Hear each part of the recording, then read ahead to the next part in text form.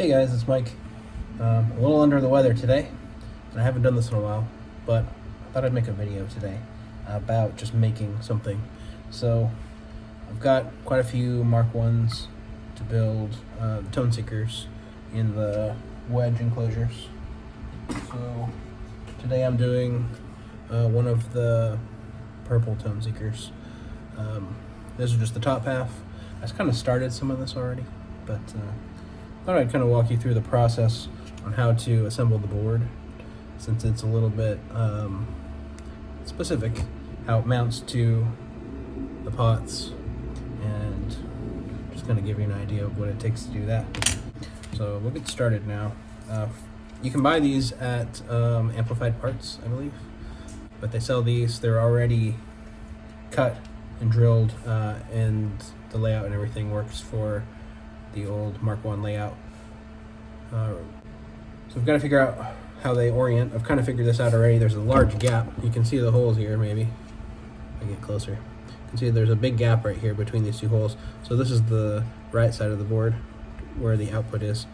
I pretty much just end up populating it left to right as I'm reading. But you can do it however works for you, and you can just follow the layout for the Mark 1, which I'll put on the screen now so you can get a refresher of what that looks like. If you want to, you can lay them out kind of in order of how they go. So we'll have like the 1 meg resistor here, then you'll have your 8.2K resistor. The next one you'll have is the bias resistor for Q2, which we change. I do anyway. If you watch some of the tuning stuff, you'll see that I've changed these, but this is a 330K instead of what it would say on the layout, which is 470K. Just drops the voltage down a little bit. After that, it's a 2.2K, also biasing the second transistor. And then we've got another 8.2K. This is helping bias the last transistor at the base. And then you've got the next one is a 15K collector resistor on Q3, and you've got the output resistor. So there's always some kind of resistor on these on the output. Usually it's 2.2 meg. I make them smaller, so this is a 820K. Makes it louder, which is nice. So output resistor, and then there's a resistor on the last point of, like, on the other side of the output cap, and it's a 47K, and that goes to ground, and that's along with the output cap value. And this 47K, it's kind of forming like a high pass filter, so it's dumping a little bit of low end with that resistor. Yeah, and then you could put these in order too if you want, so like it might just make it easier to assemble it. So you've got your input cap, you've got the 25 microfarad, which is really big in between the buffer stage and the clipping stage. Then you've got another cap in between the two clipping stages, and then you've got an output cap. So we're going to start putting it on the board. A lot of bending involved in this to get it on the board right. I just kind of know about how big the gap is on each component going into the board. But so this component, the input cap, will go. You can follow along on the layout. I'll put a link also in the description, so you could print out the Mark 1 layout and kind of see how everything goes. With the input cap, we're going to bend both leads up and around, so you can see, hopefully there, it's sticking out with the bottom. So on the bottom there's two kind of just straight legs, and they come out the top. Start there, and then our 1 meg goes from the base to ground on the buffer stage in Q1. That just goes, you can see, from the top here to the bottom row, the next one over, and this is a ground point on the board. This is where the base will go on the input for the buffer stage. On this one, you'll bend both leads around as well. And you'll kind of just, if you bend it so that they're parallel to each other on the bottom, and it wraps around. Some people do this differently. This is just how I've seen some of them done before, and I kind of think it's maybe the cleanest way to do it. Oh, I forgot, the input, the other side, so where the input is from the foot switch. I usually just bend this around to make a loop to put the, you can see that, to put the wire into for the input, and I'll just cut off the excess. So it just makes a little loop, and I hope you can see that. Anyway, next is our 8.2K.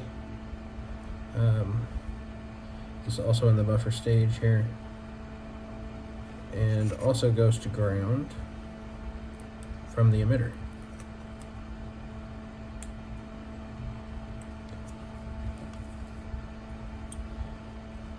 And we do the same thing, just bend this all the way around.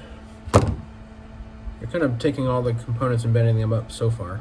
Not all of them will do that though, but this is what we're doing so far. So the bias resistor is the next resistor over. And what I like to do is put the two resistors in first, and then put the cap in that goes in between them.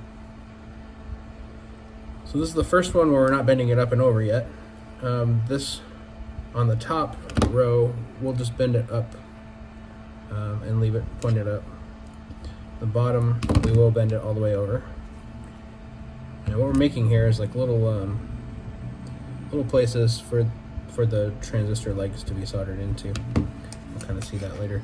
But this part is going to be kind of like a bus going between 2 points where two different parts of the circuit receive our power, -9 volts. Okay, now we'll put in the 22 microfarad cap. I kind of bend these with my hands so they have a little bit of an S shape. Also, it's an electrolytic cap, so be mindful of polarity, which way to put it in. The stripe is at the top, and then the positive end is at the bottom. So we've got we'll get it a little bit closer here. We got the caps, resistors for the buffer stage installed. I will do probably another one that's kind of a modification, but I'll usually probably install in the back.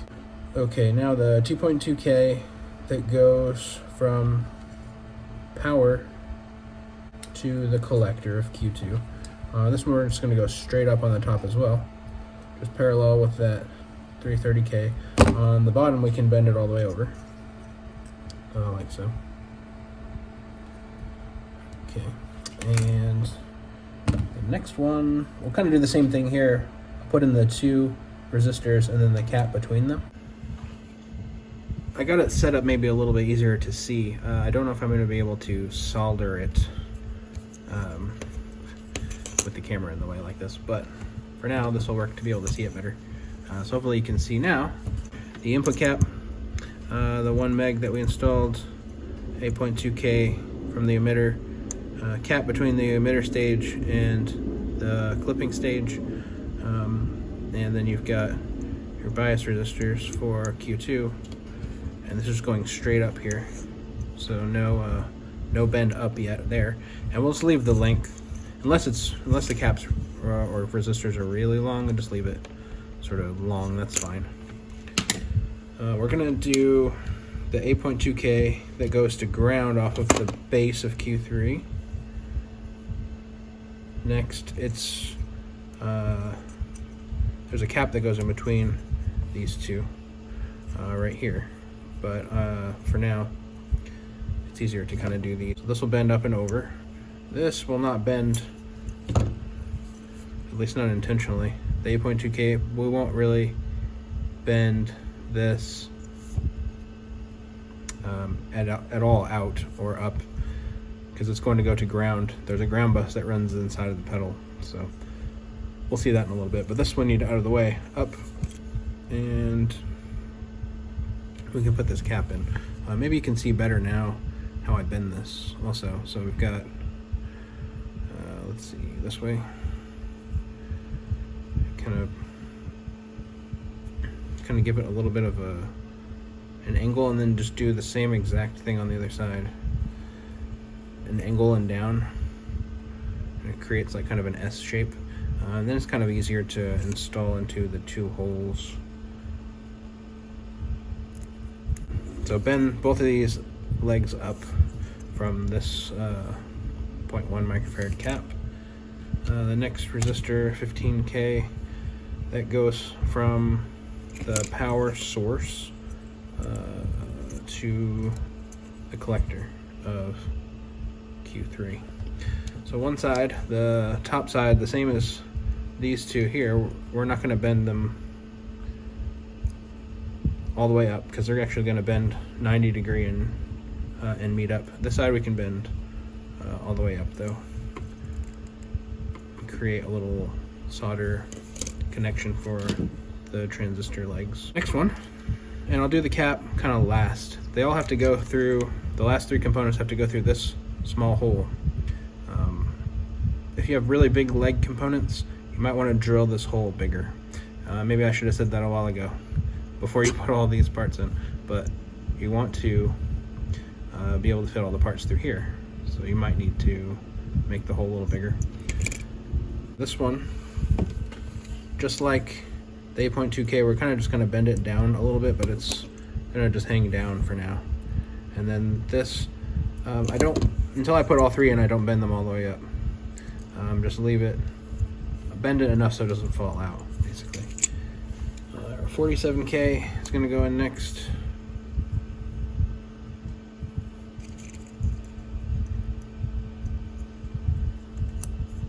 And that goes straight across the bottom. This one, same thing as the output. In that case, it was an 820K. That's what I'm using right now on Mark 1s. And then just a little bit up on this. In fact, maybe almost straight down before we put the cap in. It'll give us the most amount of room to fit the leg through the hole. Kinda same thing. I'm gonna bend this guy about the same, so that it has a little bit of an S bend going both directions. So I've done one side here. You can see all three of them are connected up next to each other, and then they just kind of bend over the top. Nothing's going to be soldered to it, they're just going to be all soldered together. And then the other leg is down here. We're just going to bend that up next to the 15K. And we don't have transistors, but all the rest of the components are on the board now. And it looks really nice. We do need to bend these two so that, or sorry, you can see now, these two so that they touch. But first I'm going to cut the one of these because I only need one to bend. So the outside one I'll usually cut here to the edge of the board, and then I'll bend at first. I use my little pliers to kind of gauge this, but you can use whatever you have. But I'll just do this the same on both of these. That way they meet exactly in the middle there. And we'll just put a little solder blob to connect these two. Yeah. So let's work on soldering it together now. So what I'll do first is I'll just kind of take some of these and make sure that they're touching pretty well, connected, and give them a little wiggle like that, and kind of straighten them out a little bit too before we solder them. Also, if they're really old or if they look kind of dirty, you might want to clean off the legs where they're going to be soldered, because it won't solder very well if they're really dirty, or if they've got like some 60-year-old dust all over them. they might just need to be cleaned up. I'll use like a razor blade, or you can use like your wire cutters. Just kind of scrape along the edge of them. If they're good ones, they won't wear out. These are really cheap ones, but so I don't usually use that. I usually a razor blade, which just sits on my bench here if I need to scrape anything like that. All right, so we're gonna solder this first. I'm gonna try to move the camera a little bit so we can still see good, but it's not in the way of everything. Okay, here we are. I use this little third hand tool. It looks like this. You've probably seen it before if you've ever made any. Soldering iron is hot, ready to go, and I'm just going to tin the tip a little bit. For this, we're really just heating the component legs, but the component legs are kind of big, so on most of these components, so I apply a little bit of solder to the tip first, and that kind of allows the heat to transfer a little bit better. Once it starts going, it'll kind of flow between all the component legs like that, and we'll just kind of run it down at the end of this, and you can see those are all nicely soldered together. There might be a little bit coming out of the top, and there is just right there, and that's cool, no big deal. But all these are connected how they should be. There's a little bit of excess here. I'll just cut the excess off. I'm gonna do this bridge between these two points coming from the battery, from the negative 9 volt. That's pretty easy to do real quick. Just basically touch the two and then add a little bit of solder. We're gonna go over that again anyway. Because I'll connect, what I'll usually do is I'll connect the battery lead to this from the other side of the wedge, and I'll wrap it from one side to the other so it kind of connects both sides together. Reinforced. Now we're going to go through and just solder the bottom everywhere where there's two connections here. We're going to do all of those, and we're just doing the bottom, so don't flow all the way to the through the legs like we did over here. Actually, can you see that? Yeah, over here we kind of flowed all the solder down. We're just going to solder on the top first, but kind of the same idea of adding a little bit of solder to the tip just so that it flows the heat a little bit better onto the components. And you can kind of just run that along the length of them.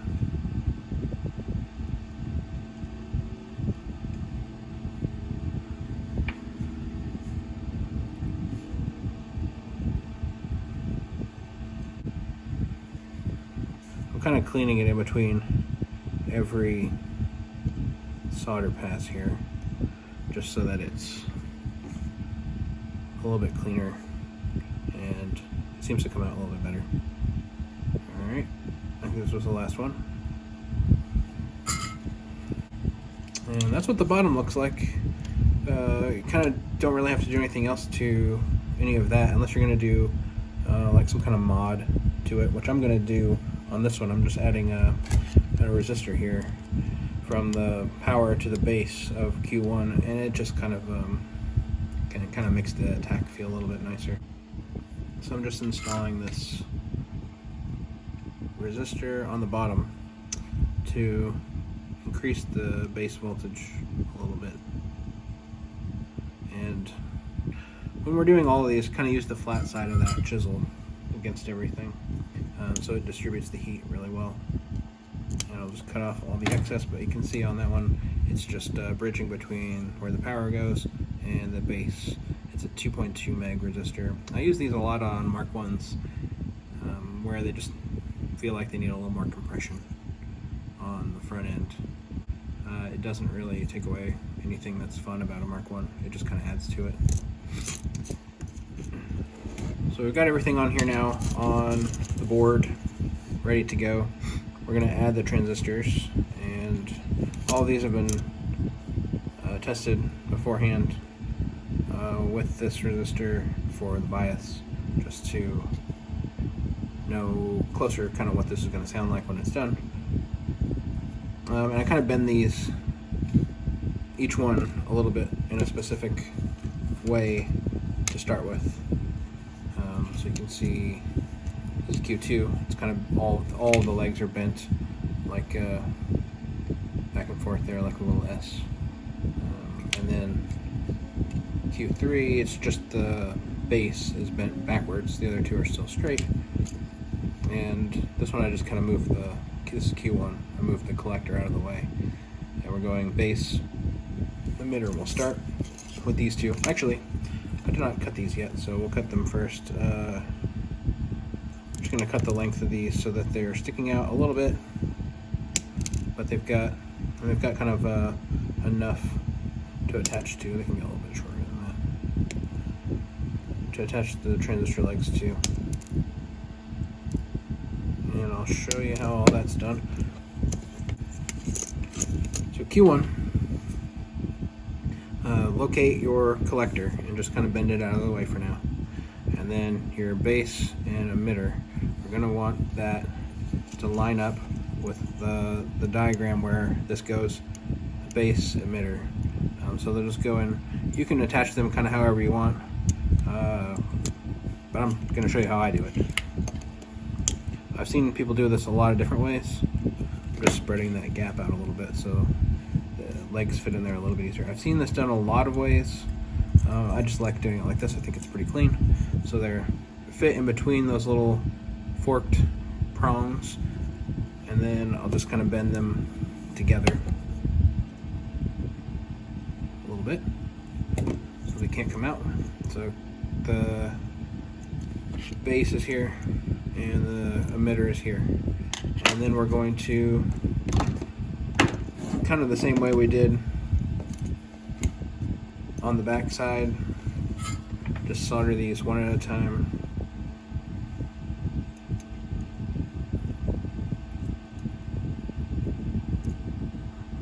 Okay, same on the base here.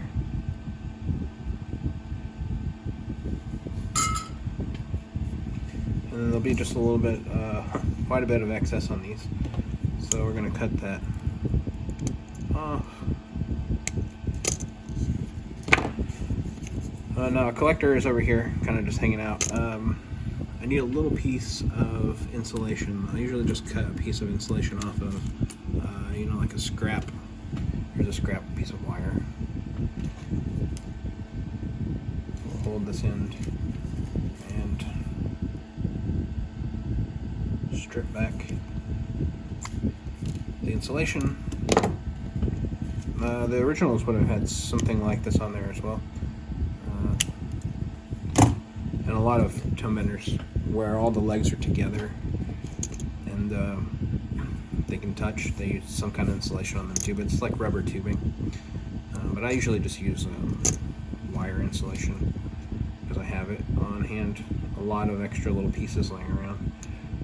So we'll slide that onto the leg. It's obviously a little bit long, but just butt it all the way up against the body of the bottom of the transistor, and then see how much you've got left. You probably need about 1/4 of an inch to be exposed. And then we're just going to bend this. We're going to bend this towards power, because the collector is going to hook up directly to the power source here. No resistor between the two. And then just kind of bend it back so it has a little hook to go around that resistor leg that's sticking out. And you don't have to go crazy. You don't have to like wrap it around and around and around or anything. Just enough to where it's holding it together like that. And then we're going to solder that in place. Just put a little blob on there. Pretty small amount of solder is all you need.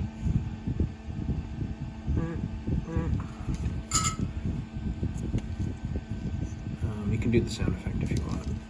There's going to be a little bit of excess, which you can trim if you don't want to get stabbed with it later. And I just kind of bend this to make a nice little shape like that. Personally, you don't have to do that. The insulation will make it so, yeah, if it's touching anywhere, it doesn't really matter anymore. Yeah. So Q2 is next, the S-shaped one. I've bent it so that it lines up, so the collector is here, and the emitter is on the other side. The emitter goes to ground. So if you find our ground pad, so far, we've got one that's going to go to ground here, and then you've also got this 8.2K leg is going to go to ground, and the other side of this 47K is going to go to ground. We'll connect them all later, and I'll show you how that's done. But right now we're going to put a transistor in, but I just wanted you to find the ground because that's where this will start. Make these just a little bit wider. The transistor slips down in there.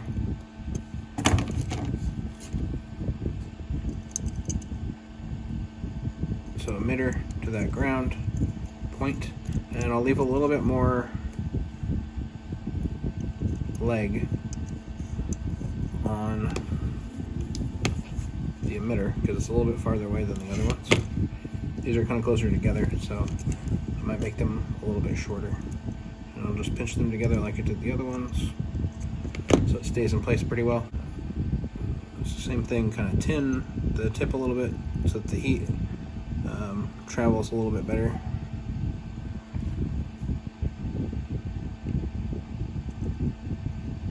I'm running the iron pretty hot, so this doesn't take very long to do. I'm using lead-free solder. I've been using that for a little while now, and it takes a little bit of getting used to, but the new stuff is pretty nice. It's like a Kester lead-free solder. Lots of excess on these two. We're going to cut that all off. I usually kind of leave a little bit, an artful amount of leg on the other side. It still will kind of stab you if you touch it, but just so it looks nice. Okay, so I'm going to bend the emitter away from the rest of it a little bit, and I'm going to bend the collector away from the middle as well, and then just kind of push all of this down. And I'm going to just move the legs apart here a little bit so they've got some room. If you were worried about it, you could put some insulation on the legs,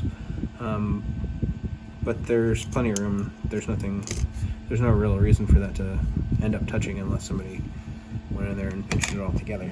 It's pretty sturdy on there. So next one, Q3.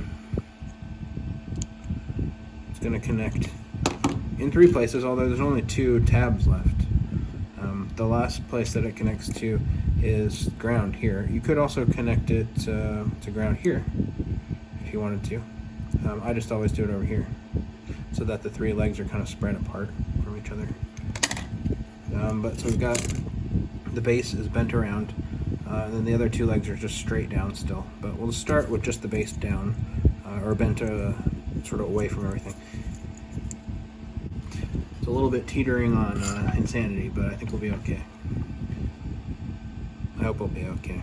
But you can see it kind of bends away so that the transistor can kind of tuck away down there eventually. So same thing as the other ones. We can sort of redo this joint if we need to later.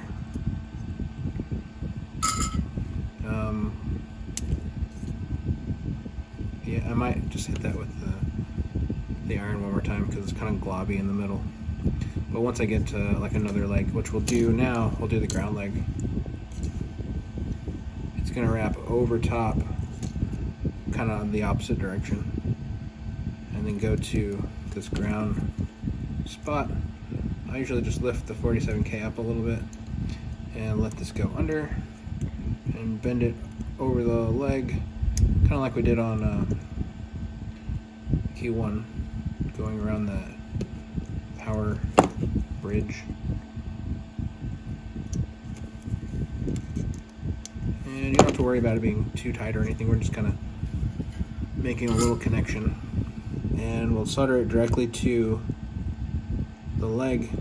And same thing, doesn't need very much solder. That's enough. Just a little blob. There's not much hanging off of there, so I'm just going to leave it. But I will pull this down so it sits flush on the board again.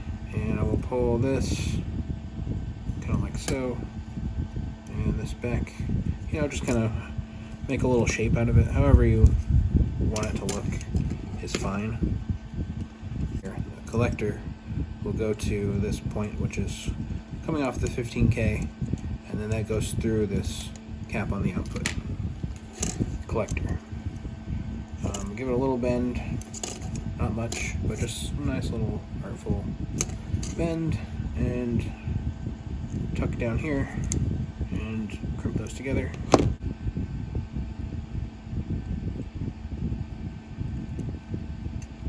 Alright, that looks pretty good. And we'll just cut the excess leg up there.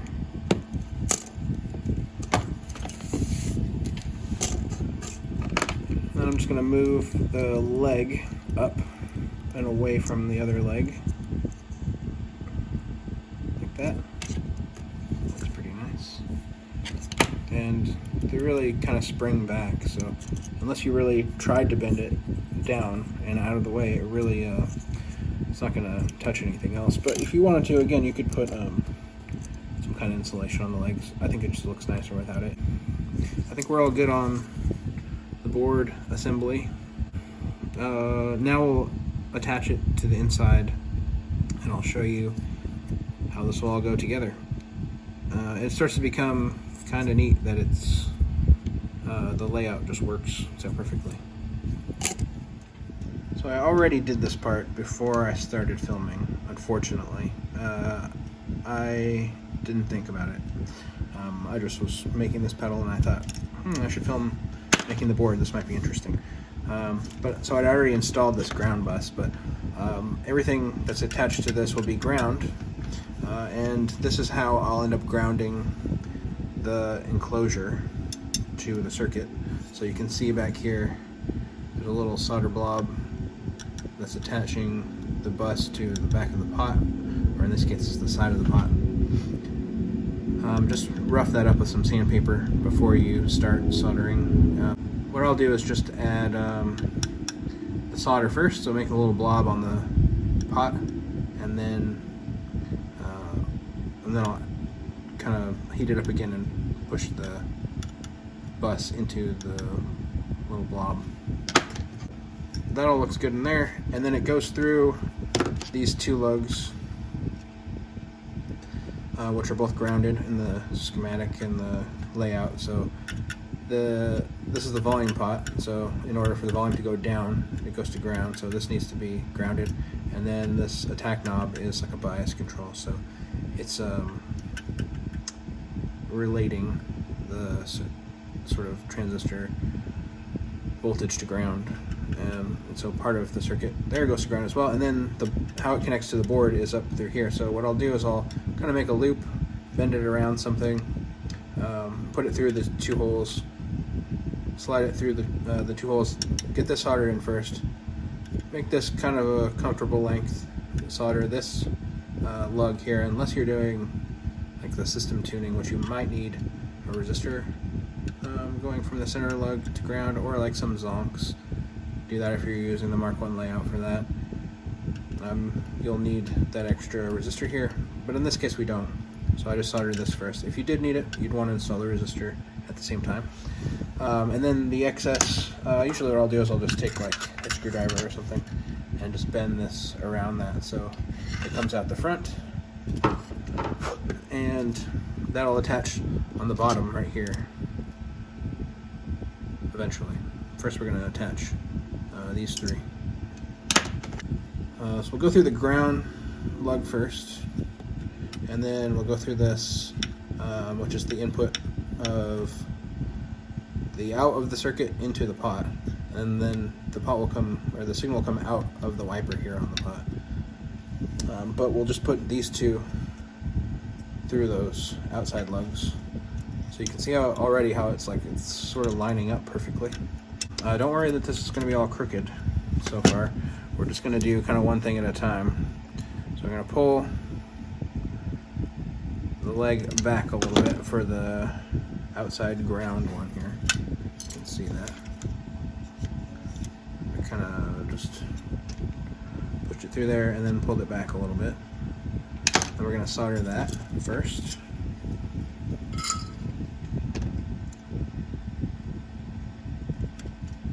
So what I've done is kind of the same thing on this side, where the 820K resistor on the layout in the schematic, it would be 2.2 meg.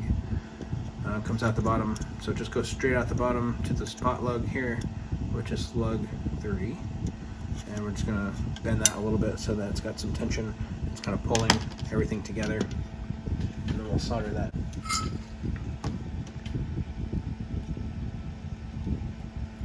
Kind of heat both of the components at the same time, and then add your solder to it. Let it all cool off and harden before you start moving it around. Same goes for all of the solder joints, really. You don't want to move them around too much until it's stopped and solidified. So next we're going to do, I'm kind of going to bend this up a little bit, closer to where it's going to sit when it's done. And kind of be mindful of the gap on each side. But that'll get the 8.2K leg of this resistor a little bit closer to the ground bus here. We're going to bend the leg around the ground bus. I didn't mention this, but I kind of bent that in so that it matches up with where the 8.2K will go. Just so it all fits together, and it sort of curves but misses everything. This is technically ground, so you wouldn't want to touch anywhere else that it's not supposed to. And we'll bend it around kind of like we did for this point or this point. It doesn't need to be crazy, but just enough mechanical joint to hold it together for now. So that ground point now is established. I'll kind of push this down a little bit, and this side intentionally kind of up higher. It's a little floppy still, but our ground bus is going to connect the other side of the board now. This is going to be hard to show you a little bit. Well, maybe not. Okay, so where we're going to connect it is here. Oops. Here. Maybe you can't see that very good, but it's the ground point on the second point if you look at the layout. And kind of just bend this up and away from everything so that it sits up next to it real good on the inside there. Hopefully you can see that. Oh, you can see okay, I think. And we're just going to solder them together. And just try to make it look neat if I can. Sometimes that involves a little maneuvering. There we go. Was that kind of off camera? A little bit. I'm not real good. I need to get a different camera stand probably for this if I'm going to do more of these. But I just kind of did the spur of the moment, and hopefully it's helpful for somebody who maybe wants to do this. Kind of hold these together a little bit and add your solder at the same time. I know you probably couldn't see that very good, but I just soldered to this point here. So where this ground bus comes up down from the pot lug there and then loops back around and goes right over the top there. You can see that from the bottom. It's now quite sturdy because of that. Although we're going to add another component that will make it even sturdier. I'll leave a little bit of excess on that, so see there's a little bit sticking out because our shielded wire will have to hook up to that point, and it just gives me somewhere to put it. And so we're just going to have to bend that down a little bit and back where it needs to go. But now you should be able to feel like that's pretty sturdy, not going anywhere. You could still put something underneath here if you wanted to. There's one more component that hooks up to the board. It's going to hook up from the base here to the middle lug 2, which is way under here now, of the attack pot. We can move this a little bit up here. This is what I'm using for the ground bus wire, by the way. I think if you put this in at Amplified Parts and all of their affiliation websites, if you put this part number in, I believe this will come up, but this is the bus wire that I'm using for going between the pots and all that. I don't remember the gauge. It might be 18 gauge. Gonna have to kind of bend this in a funny way for it to go between those 2 points. But usually what I'll do is I'll make a little bended end, and then this one I'll kind of bend it a little more of an upward angle, and then around the same place that I started that bend, I'll just kind of give it an all the way up bend like that, and so the 2 points will meet up. We'll go through the pot lug. This is really tedious and annoying to do, but just bend that, you know, so it's not kind of in the way of anything, the excess. So hopefully, maybe you can see that. There you go. It's going through the pot lug, and then I just bent the extra length of that away. And then we'll solder this into the pot lug, and that's lug 2. Make sure it's lug 2. That should show also on the layout. So now that that's in, we cut off the excess here. There's going to be a lot that we don't need. And it's kind of just hanging out there now, but we want to attach it here to the base. Definitely don't want it to touch ground, so make sure it clears that enough. I usually, like I just did, I kind of tuck it behind that and then just flow some solder all through that point.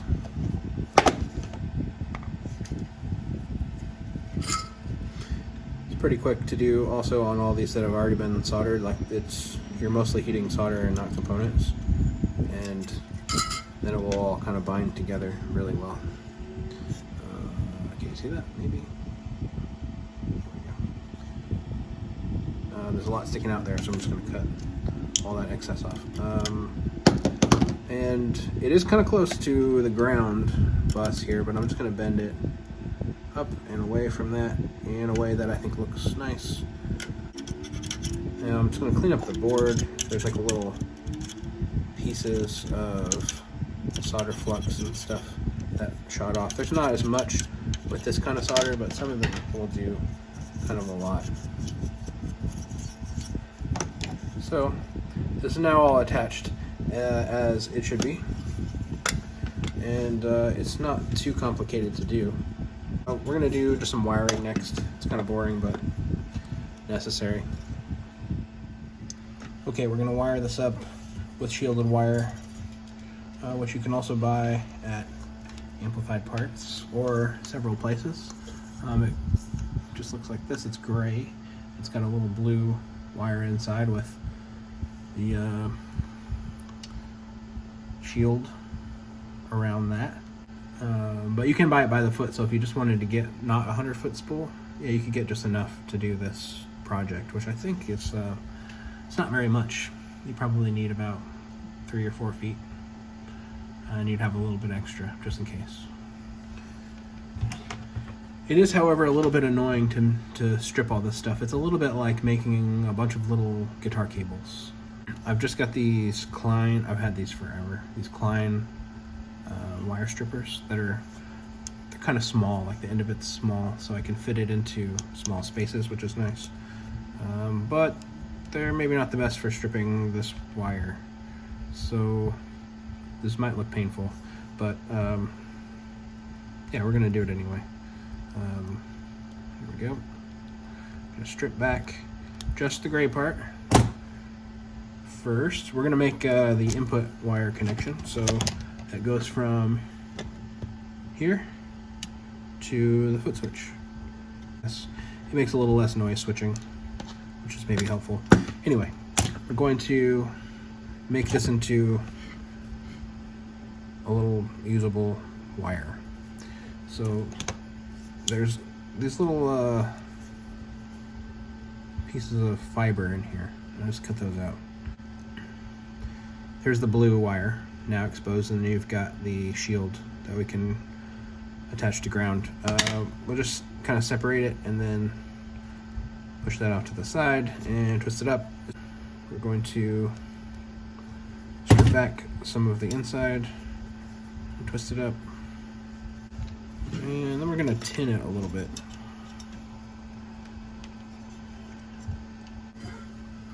For the inside, the blue part, I just tin the very end of it. I don't tin the whole thing. And that just keeps it together from unraveling. And I guess the same for this.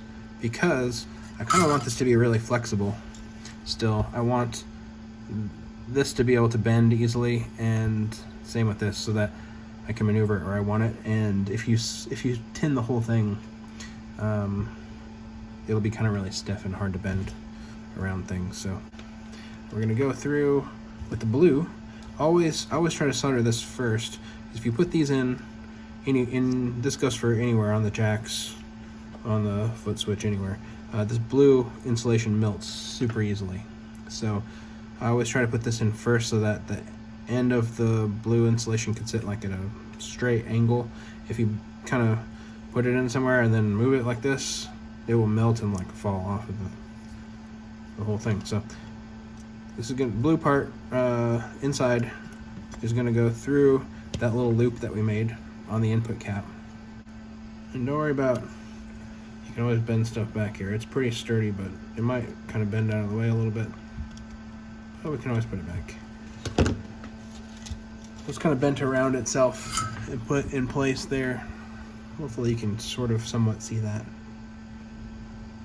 And we'll just do our solder joint here. Doesn't take much. We'll kind of fill the gap there, and we'll just cut off the excess. And now the ground shield part of this will go to that little tab that we left out here. Can you see that? Yeah, this guy here. This will attach there. Kind of move it so this sits down here a little bit better. And I've never done this on camera before, but there's a lot of fiddly bits with making these.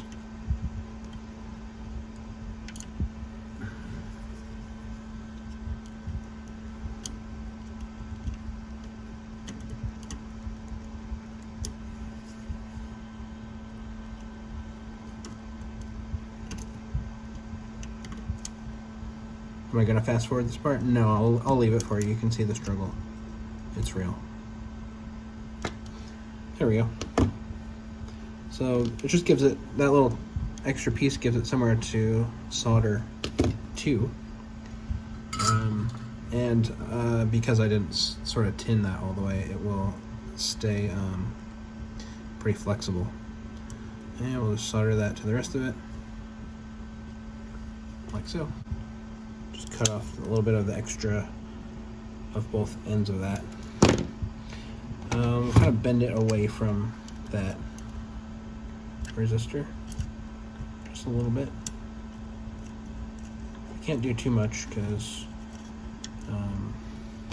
it just is what it is, unfortunately. But I might also bend the resistor away. You could insulate it. I just kind of think it looks nicer without it. But yeah, I think we're good there.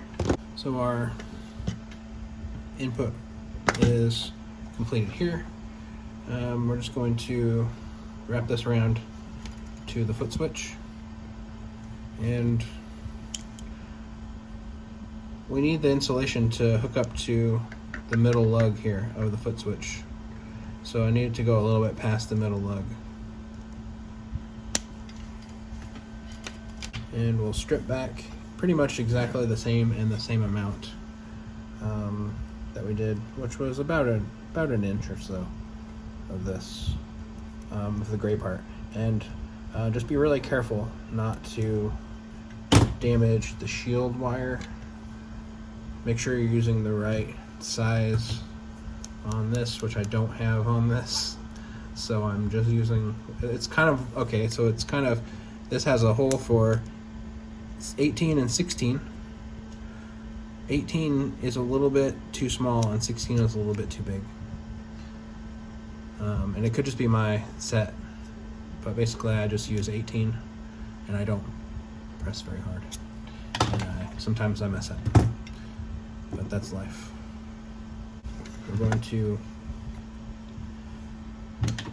move the shield so that it's all on top like that, and kind of do the same thing we did with the other piece, which is wrap it around. Okay, so I need to make just like the shortest little piece of blue insulation go here so that the grounded shield will be a little bit longer than to reach the middle there. But we're just going to do this part first. We can make it shorter too, it doesn't need to be this long. But it's just going to go through this lug here with that jumper in it. Like I said, I cut that to just a little short piece of blue insulation so that this is much longer, so that it'll reach farther to the metal lug. And then we're going to solder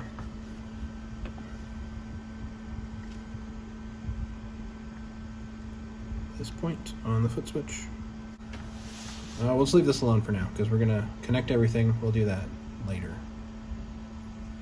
We need to do the other side first before we continue, which is the output wire. Just the same, about an inch or so. I'm going to strip back, and then we'll just move this back just like we did. So we've got some more exactly the same as all the rest of them. And we're going to leave a little bit more than we did on the other one that we just did for it, kind of more or less like this one, where how much of the blue to leave, about the same as the input, which is, you want this a little bit longer. The insulation, or the shielded inner, you want a little bit longer than the blue. Go ahead and tin just the outside, or just the end of this again. You can see the middle lug, maybe. It's under there. We're gonna put the blue wire through the middle lug. I'm really sorry if you can't see this. Maybe I'll, hang on, let me move some stuff. Yet again, I've moved angles so that you can see better. There's kind of just a lot of stuff in the way when you build these sometimes. So now maybe you can see in there, yeah. You can see the lug here. The middle lug has not been used, which is the wiper of the volume pot. And we're going to fit, I'm going to try to do this carefully so I don't bump the camera. We're going to fit the wire through lug 2, the blue wire. And don't worry about the shield yet. And I just like to bend these around. So we'll go ahead and solder that on. And so that's all in there, and I don't think I need to cut any excess off. It looks like, yeah, that's pretty good. That's all in there. I'm just going to inspect my solder joint now. Yep, that looks good. And now we're just going to go the insulation. Just pass it over, or like kind of under, I guess, the, try to get this so you can see it. Under the ground bus with this. Oh, I did not solder that, did I? Oops. This is why you want to tin the tip of that, because it just falls apart. Well, it's a good lesson to learn, huh? We can tin the tip of it now after we retwist it. If you don't tin the tip of this, at the very least, all the strands will come apart as you're trying to maneuver it. So I like to just at least tin the tip of that so it doesn't come apart. Not really a big deal because we're going to cut most of that off anyway, but it makes it easier. So the shield is going to wrap around like so. I've thought about trying to get it through this lug, but it's so hard. There's not a lot of room after you do the ground bus and this 47K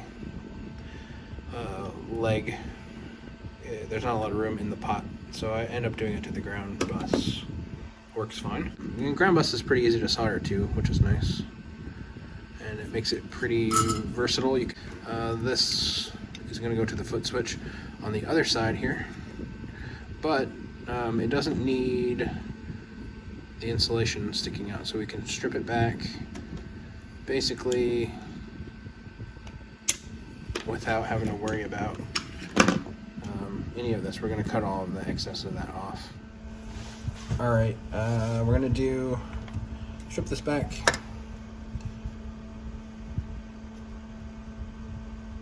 Don't need to leave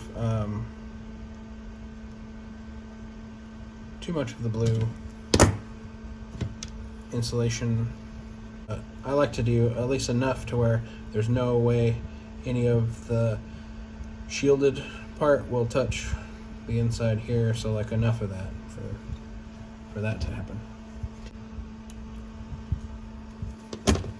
Okay, now we'll just strip back our blue insulation. I've kind of already done all this on the other half along with the battery, but I'll show you what I've done with that end, just because it is helpful to know, but it's a lot of kind of boring stuff. It's a lot of like what we're doing here, but with the jacks. But there's some key things that might help. This is a good time where you can use your little your tape. So this is just a piece of tape that I've used back and forth on different things, but I can tape that down and it'll leave the wire exactly like that, and then I don't have to move it by hand later.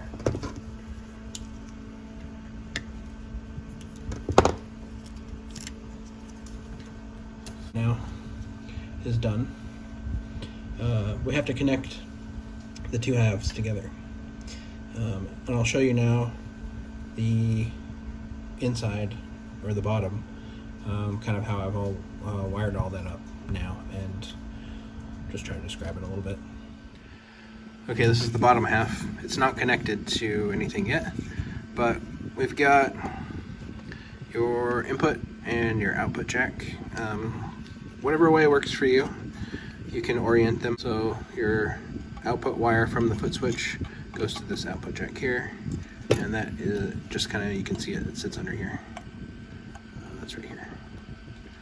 And you've got your shield and your inner, and then you've got your blue inner sleeve. You got the that's connected to the tip here, and then you've got your shield connecting to ground here. One thing you have to be aware of is if you're using these jacks, they also need to be connected ground to ground. So I've just got this jumper wire that goes between ground and ground here. So I've got to put a little something between these two, and then these will go out. So you'll have the input here. You need exposed. So you've got your input and your shield. That you only need that on the input wire. On the output wire, it can just be the same as coming off the board. It's just a single inner connector. You only really you're using this to connect all the grounds. So this will connect all the grounds from here through here to the rest of the circuit, and I'll show you that in a minute. And then the other side of the battery you need to make longer, and they need to be more like I don't know, that's a foot long, or maybe more than that, longer than 8 inches. So I just added a little bit, and then you just heat shrink that, and then I just use these little guys, which you can buy in bulk on Amazon. I think you can buy like 100 pack for $5 or $6 on Amazon, and just some zip ties to hold all that together. Just trying to make it sturdy. Just put these next to each other so you can kind of see how I've done this. But you've got the 2 wires, so your output wire, I just kind of measure them to length, like how long it's going to need to be to reach here. You don't want them to be too long though, because they'll kind of get jammed up in the bottom of the wedge here. So you kind of want them to be just long enough to reach to the other side. Down here in the wedge, there's not much room for anything, so wires I've seen get kind of jammed in here on some of them. So basically, now that I've got all this stuff wired up on both sides, we're ready to connect the 2 ends. And then I've got this little piece of, this was heat shrink tubing, but I've shrunk it. But what I'll need this for is just these ground pieces here and here, so that, because these are all going to connect, but I don't want it to ground out on anything else, but it does need to hook up to here. I'll show you how that's all going to go together. And then you've got this extra long piece now that can go up and around and go up to here, to the power bridge. I guess I'm calling that the power bridge now. One other thing I didn't show you is the battery clip. I think you can buy these on Mauser or DigiKey possibly, but I'll put a link in the description for that too.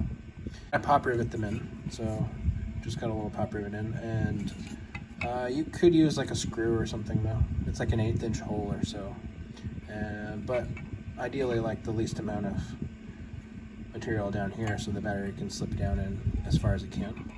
I have once again moved the camera angle.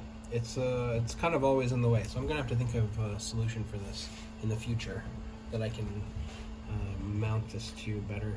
Actually, I have to move it one more time. There we go. Just so everything's not in the way. Anyway, we're going to hook everything all up now. We're going to start with the input wire here. It's going to go to this lug. We're going to cut about half of this blue insulation off.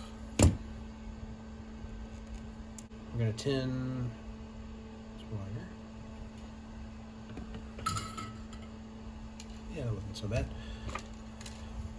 Tin the wire. Going to cut some of that excess off, and we're going to do this one first.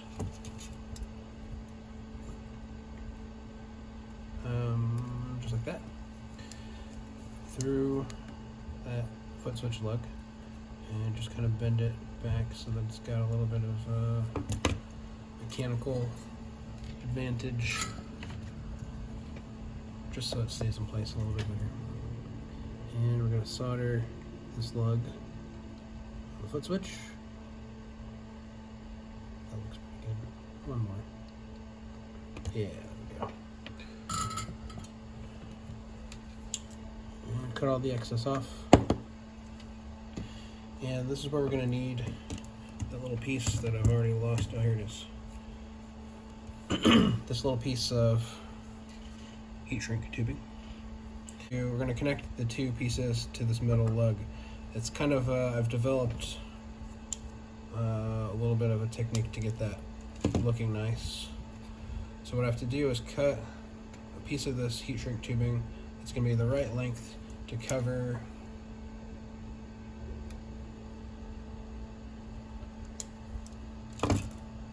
the shield on this side. And again, the reason is I don't want it to short out on the input or the output or anywhere that's not supposed to. I've only tinned the tip of this as well, again, so that I can bend it easily, but I'm going to give it like a 90-degree angle on the other side of that heat shrink tubing so that I can slip through the lug on the foot switch. And I'm kind of, this is all where it's been tinned. I'm kind of smushing that together, and I'll just cut a little bit of the length off. So we gotta get it through there, and then I'll just take the part that's sticking out and bend it a little bit back. There we go. And then if there's any extra sticking out the back side here, I'm just going to cut it off now. Just once I get the rest of this on, I won't be able to get to it. So going to do the same thing with this piece of shield. Just cut a piece of this that will cover the shield from shorting out on anything. And it's a little bit too long. Better than too short.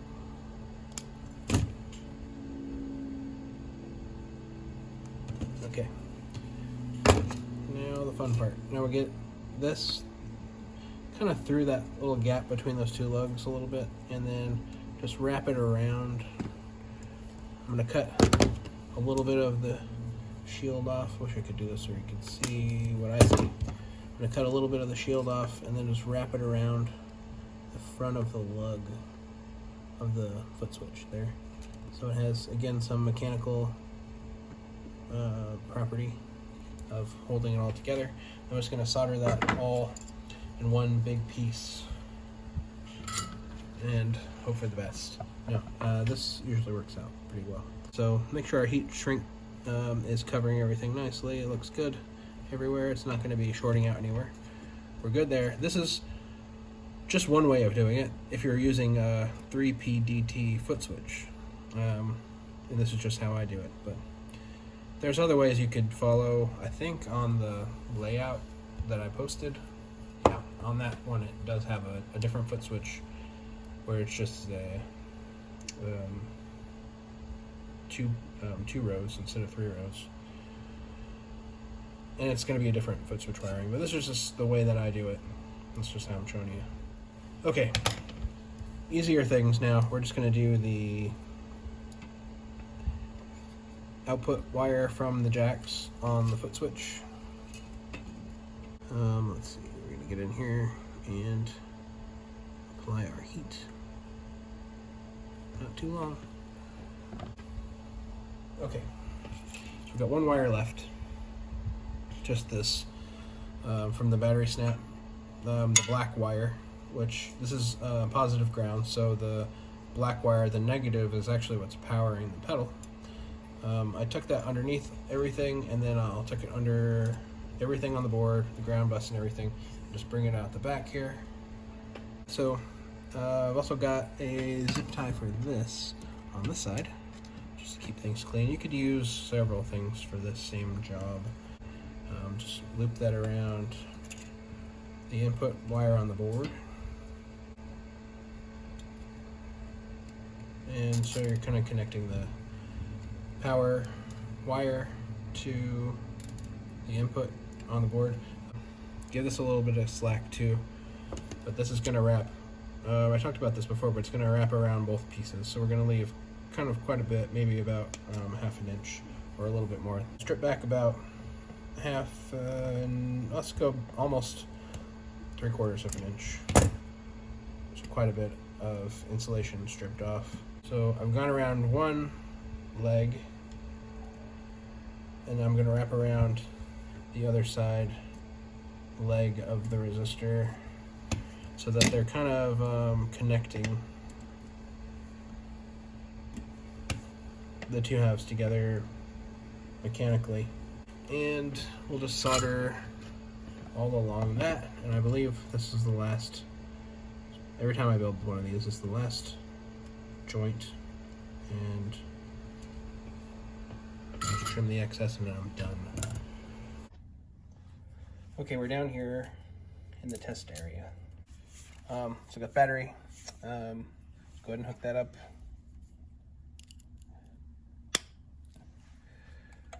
Put it in our little holder.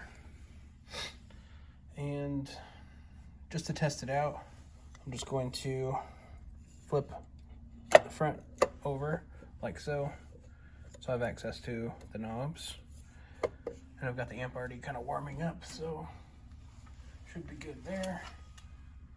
And plug in your guitar and hope for the best. It should work. I've done everything, I think, right, but we'll find out in a second if it works. All right. Don't be afraid if you get no sound at first. with the knobs down, because usually it's just it's muted because the volume's all the way down. So the bypass works, I think. Control up, and it seems like it's gonna work. With the attack all the way down, you get kind of this weird gated, funky sound on Mark 1. So. As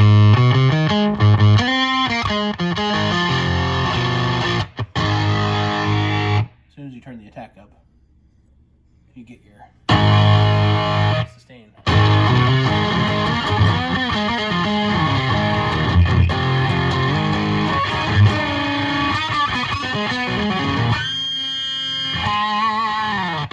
But yeah, that seems to work. I might go through the attack and just see how it sounds as I roll through it. But I did a lot of the tuning and everything like that before, just not with this exact pots, etc. I used my test box for it. So yeah, that's pretty much that's how you would do this. I don't recommend it as your first build, for sure. It's a lot of work, but it is maybe something you could do after a few easier builds. But it's not really that complicated either, as far as how it all fits together. You can kind of see how the layout really allows for it to fit directly onto the pots, and just everything lines up really nicely. If you were wanting one of these, just like this, in purple sparkle, with these white knobs and jacks like that match the graphics, these are available with this more or less the same components and enclosure and all that. So it's got kind of like this cool texture back bottom piece, and then you've got the purple sparkle top. Those are available on my website, which I also have a link below for. And I have a few versions of these. So I have a gold version, which is a little less expensive. This uses those NKT and Texas Instrument 2G377 transistors, and the purple paint and all that stuff. It's just like a little bit off menu, but it's a little more expensive. I think these are about $500 at the time of filming. And then the gold wedge starts at $450. It's more or less the same pedal. That one you could also order in like a different tuning. You can do system or solo tuning. This one is just kind of its own tuning, which is a pretty aggressive Mark 1 tuning. A little bit higher gain spec on those, especially Q1, which is kind of a fun way to tune these. There's a million ways to make these. So this just kind of represents one kind of fun way that I found. I also have a black one on there. I think there's only one available as of the time of filming right now. I have transistors set aside for them, and I have one set left that would be using those 2G style, but a little bit older, and they are 2G301 and an OC71 Q1. Pretty close to original Mark 1 specs, but these are hard to find. So I only have one set tuned and ready right now. May be able to find a couple more sets, but there is one that you can do right now. That's the Tone Seeker Black, and it's kind of the closest thing to like an original Sola regular tuned, vintagey tuned Mark 1. Anyway, I hope this was fun and you enjoyed checking out the Tone Seeker, and hopefully it wasn't too long and I was able to edit some things down a little bit, but we'll catch you next time. Let me know if you have any questions or anything also I know you will, in the comment section. I will answer them. All right, see ya.